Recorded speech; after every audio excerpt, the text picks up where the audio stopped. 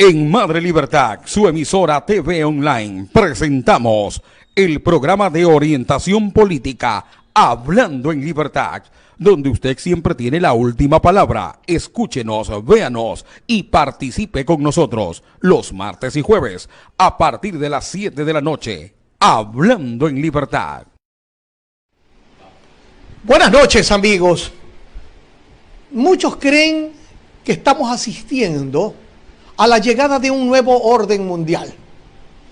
Hay algunos que están apuntando a que el imperio norteamericano se acaba.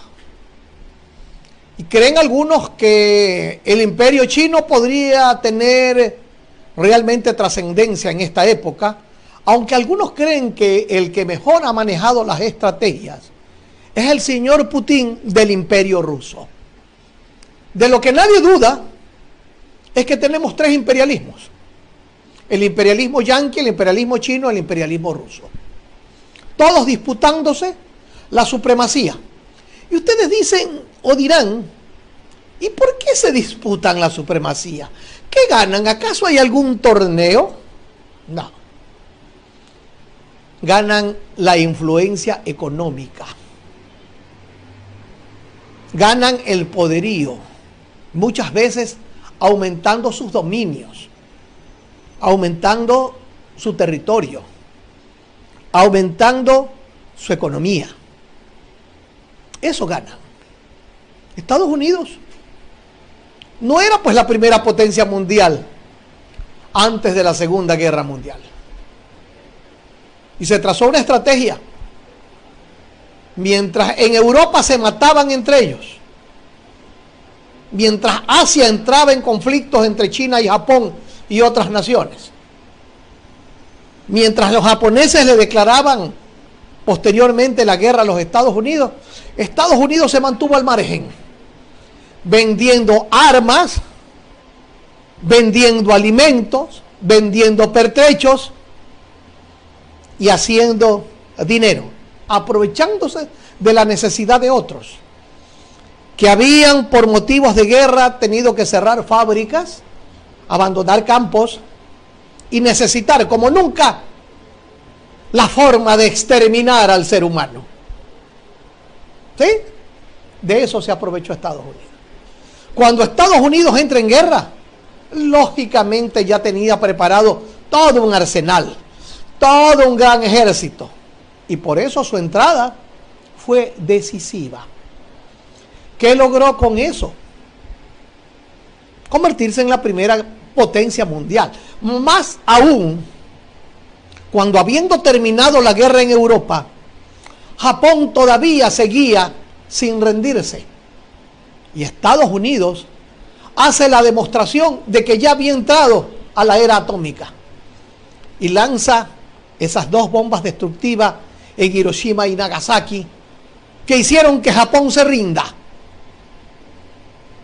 Allí, Estados Unidos demostró: tengo el mejor ejército, tengo las mejores armas, tengo la bomba atómica, estoy económicamente bien ponderado. Y pasó a ser indudablemente la primera potencia mundial. Pero Rusia no se queda atrás. Y con su novedosa teoría del socialismo, donde todos eran iguales, donde todos ganaban lo mismo, donde todos tenían los mismos derechos, comienza a conquistar otros países.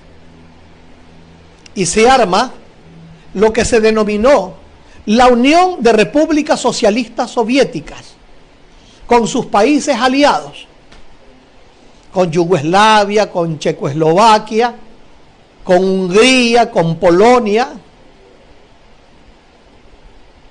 Arma luego lo que se denominó los países tras la cortina de hierro. Logra Rusia que Alemania se la divida en dos y se queda con la parte de Berlín, la otrora capital del imperio alemán.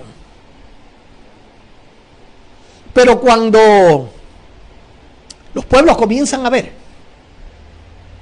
que no era tanta la belleza del socialismo como la pintaban, comienzan a querer huir de los sitios. Y para que la gente no se le vaya, los rusos construyen, no la muralla china que ya estaba construida, sino el denominado muro de Berlín.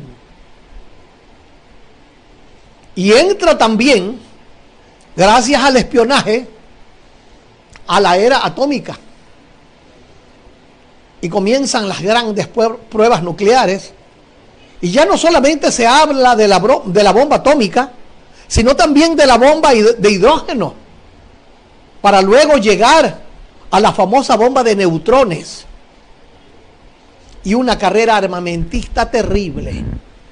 Misiles que ya no solamente caían en el país vecino, sino que se transportaban de un continente a otro, y los llamaron los misiles transcontinentales. Pero si arman esos misiles, también arman los contramisiles, aquellos misiles que se encargan de destruir en el aire a los otros.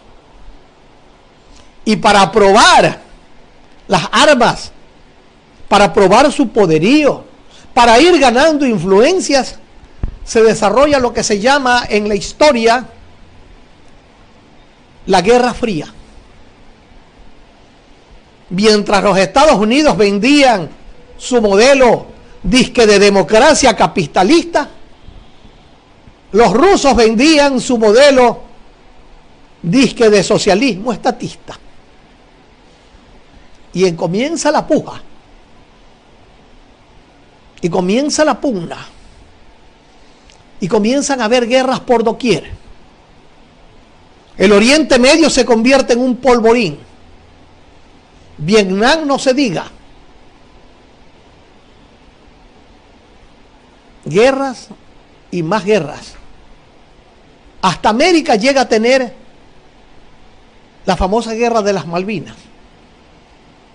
Y la guerra entre Ecuador y Perú, que se desarrolla en plena guerra mundial en el año 42 y que le cuesta al Ecuador más de la mitad de su territorio. Claro, las grandes potencias estaban ensimismadas, entusiasmadas en ver quién se quedaba con el poderío militar y con el imperio en el mundo, que qué les iba a importar que este pequeño país, insignificante en el mapa, cargado de problemas que nunca nos han dejado ni abandonado, se le lleven la mitad. Qué caray que se los lleve el Perú. Y perdimos la mitad de nuestro territorio. Pasan los años y el socialismo se va haciendo inviable. Y comienzan los disidentes. Y comienza el archipiélago de Gulag, a donde mandan a los disidentes, como al famoso Premio Nobel de la Literatura Solzhenitsyn.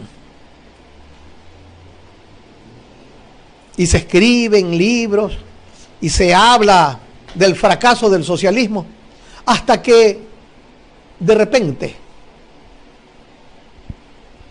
luego de una serie de representantes del Partido Comunista, que eran los que gobernaban en Rusia, en la Unión de Repúblicas Socialistas Soviéticas, emerge la figura de Mikhail Gorbachev, el hombre que con una pelada elocuente, en la que aparentemente tiene dibujado un alacrán, de un día para otro, sin un solo tiro, sin un solo escándalo, dice: señores, se acabó el socialismo y de ahora en adelante vamos a ir a un modelo democrático capitalista. Y se produce una especie de efecto dominó. Todos los países, tras la cortina de hierro, comienzan a hacer lo mismo. Los que se habían unido a la Unión de Repúblicas Socialistas Soviéticas se desmembran, salen de allí.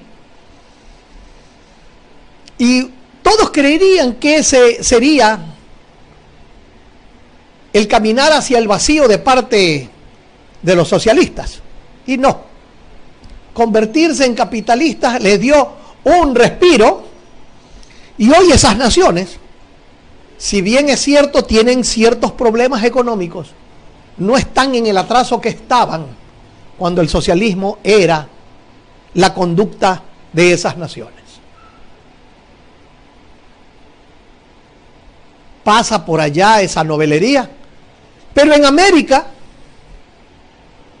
queda una pequeña isla novelera que se había nutrido de lo que le regalaba la Unión de Repúblicas Socialistas Soviéticas con tal de que se conviertan en un enclave dentro de América, desde donde los rusos pretendían montar una base de misiles apuntando hacia los Estados Unidos de Norteamérica. Eso fracasa el socialismo, pero Cuba se queda diciendo que es socialista. ¿Qué ha pasado con Cuba? Fracaso total. Dice que todos son iguales, sí, pero todos son iguales en pobreza. No es que la riqueza ha crecido y se la ha repartido entre la población. Lo que se ha repartido es la pobreza. Carros de los años 40 circulan en Cuba y la necesidad ha hecho que los mecánicos se conviertan en verdaderos genios del automovilismo. Edificios que se caen en ruinas, gente que quiere salir de Cuba para unirse a los que ya salieron desde el puerto de Mariel, llamados los Marielitos, que salieron en lo que sea, aunque sea en esos tubos de camiones, aunque sea en eso, se aventuraron al mar. Miles de ellos quedaron para pasto, para comida de los tiburones, en el trayecto de Cuba hacia la Florida. Pero en la Florida, para que ustedes vean lo que es diferente, los cubanos que llegaron allá, que son una gran colonia, han hecho que a Miami se la conozca hoy por hoy como la segunda Cuba o como la Cuba triunfadora. Si ustedes van a la Florida, encontrarán que banqueros, propietarios de edificios, propietarios de negocios son cubanos.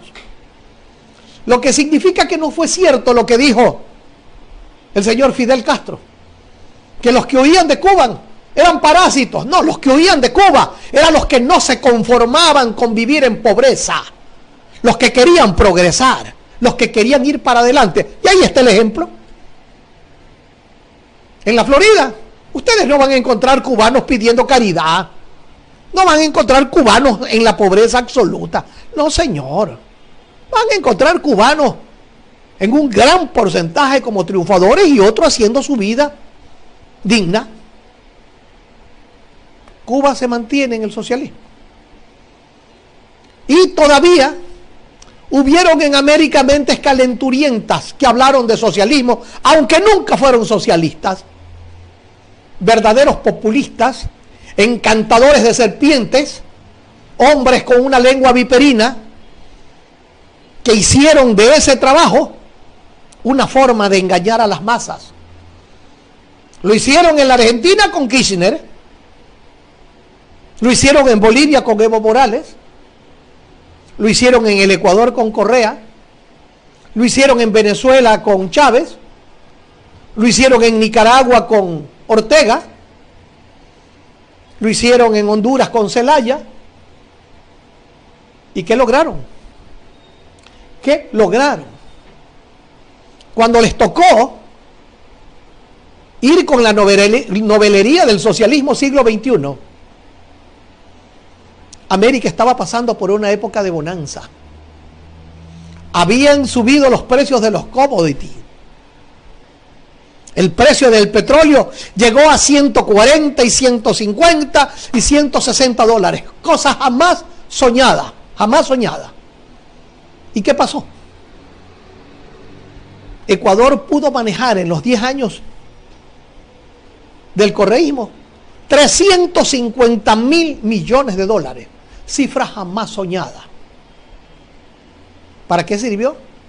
Para que la propaganda del gobierno diga que estaban haciendo carreteras bellísimas, edificios para los burócratas bellísimos, obras hidroeléctricas, centrales hidroeléctricas fabulosas, control de inundaciones, escuelas del milenio, hospitales siglo XXI y así por el estilo.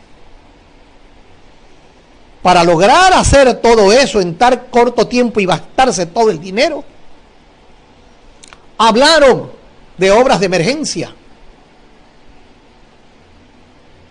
Declararon todo en emergencia. No había ninguna emergencia, pero declararon todo en emergencia. Y entregaron a dedo los contratos. ¿A quiénes? A corruptos que ahora se conoce, han hecho de este país uno de los países más pobres. Consuelo nos debe quedar que en Argentina pasó lo mismo y que en Venezuela fue mucho peor. Por lo menos Argentina pudo ponerle coto ya hace algún tiempo. En Ecuador acabamos de salir hace más de un año. Pero Venezuela, el país más rico de América, está sumido en la pobreza más grande que registra su historia. En este panorama, el presidente norteamericano Donald Trump, de quien se dice ganó las elecciones, gracias a la metida de mano de los soviéticos que hackearon cuentas y correos electrónicos y que aparentemente habrían hasta influido con dinero por debajo de la mesa, va a visitar a Putin a Rusia. Y luego de haber llevado las cosas a unos extremos que todo el mundo pensó que se iban a dar hasta de golpes,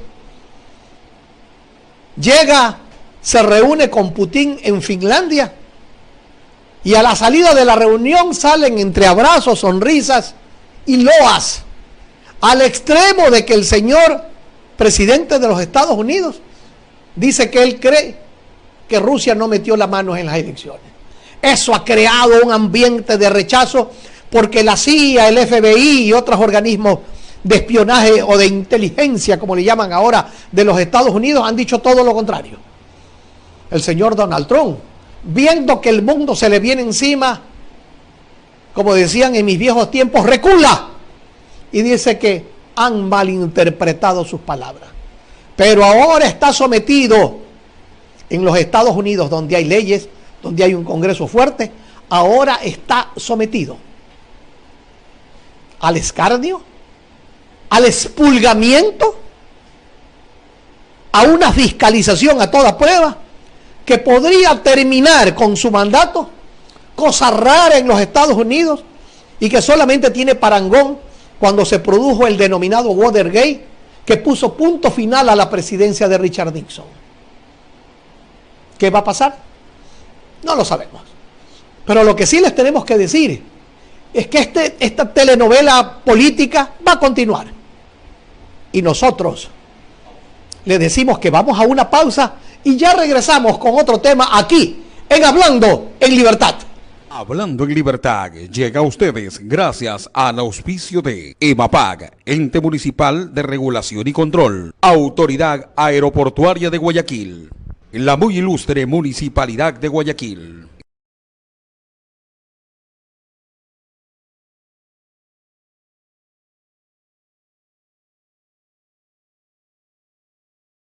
Armas, los que no tenemos uniforme, los que no andamos en patrulleros, nosotros en cambio sentimos todo lo contrario. Miren ustedes, ellos son un pequeño grupo, nosotros somos todo un pueblo, y ese todo un pueblo lo único que siente es inseguridad. Hay tanta inseguridad en este país que no hay casa que no tenga reja. Hay tanta inseguridad en este país que no hay persona que no tranque bien sus puertas y ventanas. Hay tanta inseguridad en este país que uno sale a comer a un restaurante y se está jugando un alburo, porque ahí sentadito mientras come llegan los famosos motociclistas. En Argentina le llaman los motochorros. Llegan, nos amenazan con un arma y saquean a todo el mundo y se van como que fue Pedro en su casa. tranquilamente. Después de un tiempo, sale la policía y dice, hemos desbaratado una banda. Esa banda ha robado por lo menos 200 veces. A nadie le devuelven nada de lo robado, porque el trámite es más difícil decir ahí que se pierdan las cosas antes que hacer el trámite. Pero nos piden a los ecuatorianos que denunciemos. Y según ellos ha bajado la delincuencia porque nadie denuncia. Y la pregunta es, ¿y para qué diablo vamos a denunciar? ¿Para qué?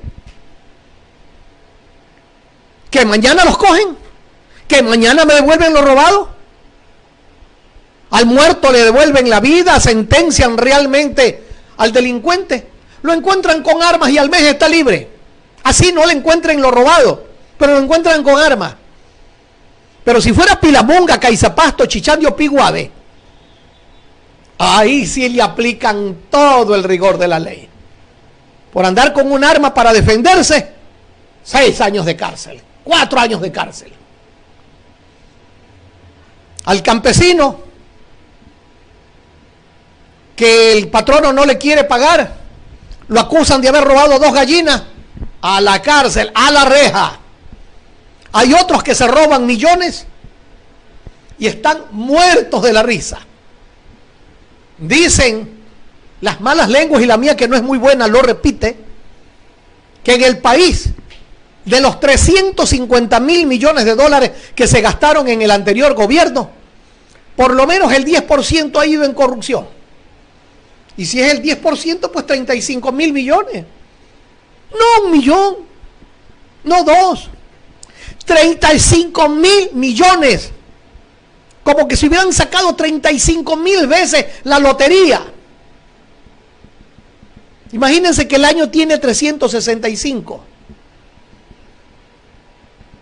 Para usted gastarse o tener 365 millones de dólares, tendría que en 100 años sacándose todos los días la lotería. ¡Qué bárbaro! ¡Qué bárbaro! Y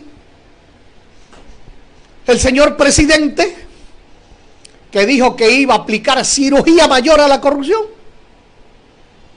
bien, gracias, bye bye, se va para Europa, bye bye, adiós. Y la lucha contra la corrupción, ¿cuándo lo vemos que obligue a los ministros de Estado, a los que manejan las instituciones públicas donde ha habido robos? ¿Cuándo lo vemos que les obligue a auditar y a presentar las denuncias, a convertirse ellos en los promotores de la sanción? ¿Cuándo? Por ahí la nueva presidenta de la Asamblea ha presentado un proyecto de ley para ver si se recupera algo de lo robado.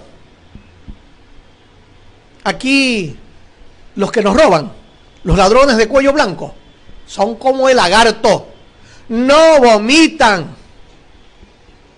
Se irán 2, 3 años a la cárcel. Más adelante les darán indultos, les concederán amnistías, los mandarán a cárceles de lujo, a otros les darán la oportunidad de que vayan a clínicas. Lo que no pasa pues con Piguave, lo que no pasa con Pilamunga, no pasa con Chichande, no pasa con los Ayala, no. Esos con todo el peso al último pabellón de la cárcel, a mezclarse con los delincuentes más avesados, a tratar de sobrevivir, así sea su delito menor. Yo he visto en las cárceles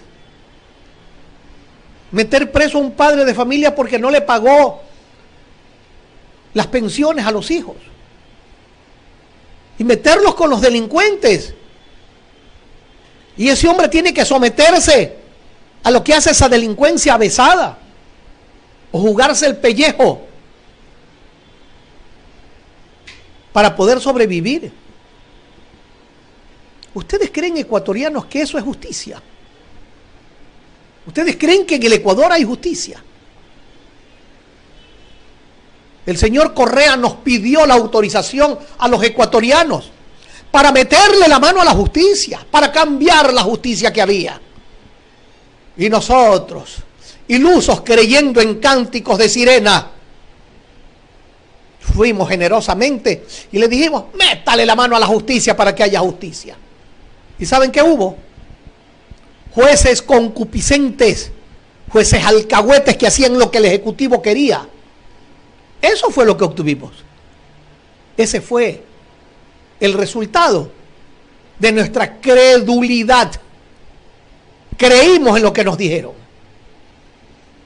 Ahora hay un Consejo de Participación Ciudadana transitorio y está sacando todo, dicen. Van a barrer con todo lo anterior. ¿Para qué? Para que los que están mandando actualmente pongan a lo suyo seguramente. Y la pregunta es, ¿y con eso habremos cambiado realmente, ecuatoriano? ¿Con eso habrá cambiado el país? ¿Habremos llegado a niveles de justicia? La respuesta es no. A mí me tocó ser diputado allá por el año 1979. Y teníamos que elegir a los jueces. Y era una fiesta el reparto de jueces. Yo quiero poner a fulanito, yo quiero poner a menganito. Muchas veces el único mérito que tenían era tener padrinos. El único mérito que tenían es que eran vivos, vivísimos. Ese era el único mérito. Y por eso la justicia corrupta, manejada por políticos corruptos, sigue en vigencia. Sigue en vigencia. Hoy estamos asistiendo a la triste historia de ver exactamente lo mismo de lo mismo. 10 años disque de revolución. Y no fueron 10 años de lo mismo, fueron 10 años peores. Peores que en el pasado. Por lo menos en el pasado 10 años no estuvieron robando los mismos. Por lo menos en el pasado no había tanto dinero. Por lo menos en el pasado no se creó una infraestructura para robar. Porque eso fue lo que se creó. Declarar las obras públicas en emergencia cuando no había ninguna emergencia en el país. Hacer los famosos contratos llave en mano, que no fueron llave en mano, sino lleve en mano. Hacer de cada contrato una especie de juego, porque más adelante le subían y le subían y le subían los precios y muchas veces llegaban a duplicar y a triplicar los valores iniciales. Obras mal hechas. Ahí están las famosas centrales hidroeléctricas. Una funciona y le han encontrado 4.000 fisuras. En cualquier momento explota. ¿Y cuántos miles de millones nos pasaron la cuenta? No la plata de ellos, ecuatorianos, porque nosotros somos tan ingenuos que cuando un gobernante hace una obra le agradecemos, como que es la plata de él que nos ha hecho un favor. Somos tan ingenuos que no nos damos cuenta de que ellos están ganando de nuestros sueldos, ganando bien de lo que nosotros producimos. La plata que ellos se gastan es la plata nuestra. Los aviones que se compran para viajar es la plata nuestra. Los guardaespaldas que usan a Tutti Frutti es de la plata nuestra. Los carrazos que usan para transportarse es de la plata nuestra. Los viáticos que se gastan en los viajes es de la plata nuestra. En Carondelet, la comida. Invitan a 100 personas, hacen fiesta, farra, con la plata nuestra. Y comen banquetes, comen caviar, comen langosta. Nosotros solamente comemos la ancha porque la langosta no llega a nuestros platos. Así pasa en Ecuador. Y nosotros parecemos de la familia Miranda. Ando mirando, nada más. La gente le da miedo todavía hablar. Le da miedo manifestarse. Hay gente que quiere hacer algo. Convoca una marcha. No va nadie. Van 4 gatos. No va nadie. Claro que los que convocan no tienen poder de convocatoria porque tampoco hay liderazgo en este país. Hay algunos que ahora ven elecciones, ahora quiero yo, y comienzan a insultar a los alcaldes y comienzan a insultar a los prefectos, porque quieren ellos ser alcaldes y prefectos. Antes calladitos, calladitos. Ahora ya son bravitos porque quieren esos cargos. Qué pena que no haya liderazgo. Un liderazgo que, con el tema que comencé, le digan al país así, le digan al país como yo se los digo. Es hora de que a la policía la controle. Óiganme bien, la controle entes civiles. Porque no es posible que tengamos la desgracia de vivir con una situación en la que los señores policías, con el viserazo, ¿ustedes creen, les pregunto, que el sargento va a denunciar al teniente que roba? ¿Ustedes creen que el teniente que roba va a denunciar al capitán que hace latrocinios? No, señor, el viserazo lo tapa todo. Entonces las cosas así no funcionan. Este es un país lamentablemente sometido a verdaderas mafias. No solamente las mafias de la droga, también las mafias del robo. Y en cada institución hay verdaderas mafias. Resulta pues que la policía de vez en cuando encuentran a 2 policías que andaban robando, a un policía que andaba traficando. Oigan, para que haya tanta droga en el país, es porque ya, óiganlo bien, ya se corrompieron a altas autoridades del gobierno, ya se corrompieron a altas autoridades de la policía, ya se corrompieron a altas autoridades del ejército, de las Fuerzas Armadas. Hay pueblos enteros que viven de la droga. Imagínense ustedes, solamente para ponerles un ejemplo, la camioneta de los periodistas de diario El Comercio, que fueron secuestrados y después asesinados, estaba en el mismo pueblo, en Mataje, a la vuelta de la casa de alias Guacho. Y el pueblo la veía ahí todos los días y decía en la camioneta diario El Comercio, y nadie lo denunció. ¿Saben por qué? Porque ese pueblo tiene miedo, porque ese pueblo está comprometido. Así está avanzando. Pronto estaremos como en México, pronto tendremos lamentablemente en el país, colgados de los pasos a desnivel, la cabeza de los traficantes que entre ellos se pelearán por mercados y por sitios de tráfico. Pronto. Nuestro destino es ese, lamentablemente. ¿Por qué? Porque no hay liderazgo, porque no hay entereza, porque nos hemos convertido en alcahuetes de la corrupción. Por esa situación, el destino del país es negro. No hay perspectivas ecuatorianas. Sobre este tema vamos a seguir hablando en una próxima oportunidad. Por ahora solamente les damos las gracias y les decimos, pronto estaremos aquí nuevamente en Hablando en Libertad. Estamos llegando al final de nuestro programa Educando en Libertad, con el compromiso de volver a estar con ustedes para formar conciencia e invitarlos a participar con sus valiosos criterios. Llegamos a ustedes como Madre Libertad en el Facebook, Twitter, YouTube e Instagram, y por el Real Audio, madrelibertad.com.